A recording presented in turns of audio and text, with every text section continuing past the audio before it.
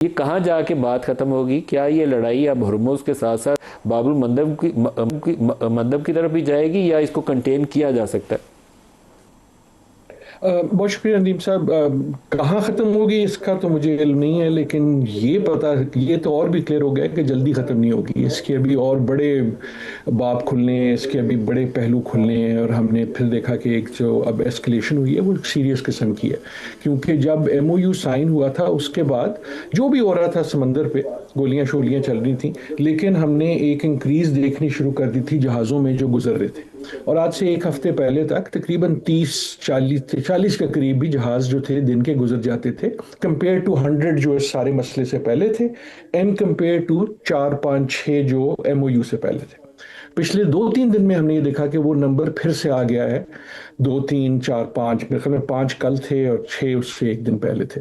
जिसका मतलब ये है कि essentially the straight of Hormuz is back जहां ये एमओयू से पहले थी। तो जो हम थोड़ी बहुत ही देख रहे थे तब्दीली, वो खत्म हो गई। आपने जो जिक्र किया यमन और हुथी और उसके साथ सऊदी अरेबिया का इन्वॉल्व होना और उसकी वजह से जंग का जो जो जियोग्राफी है उसका एक्सपेंड हो जाना, आई थिंक खदशा बहुत से लोगों को यही है, दुनिया में भी और खत्ते में भी।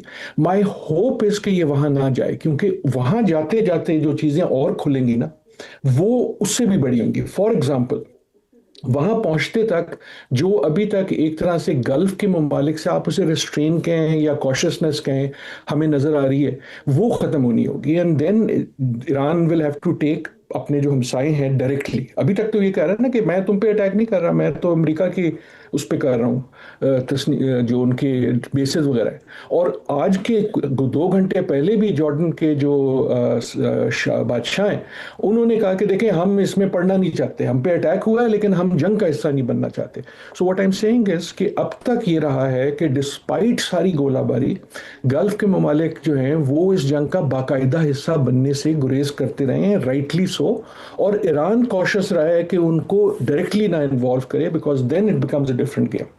अगर ये जाता है हुर्मुज से बाहर निकलता है, तो देन आई थिंक वो भी अनरेवल होना होगा। इसलिए आई माई सेंसेस के स्ट्रेटेजिकली ना ईरान चाहेगा कि वहां तक पहुंच जाए। एक चीज का देखें, धमकी देना अलग बात है और कर देना अलग बात है।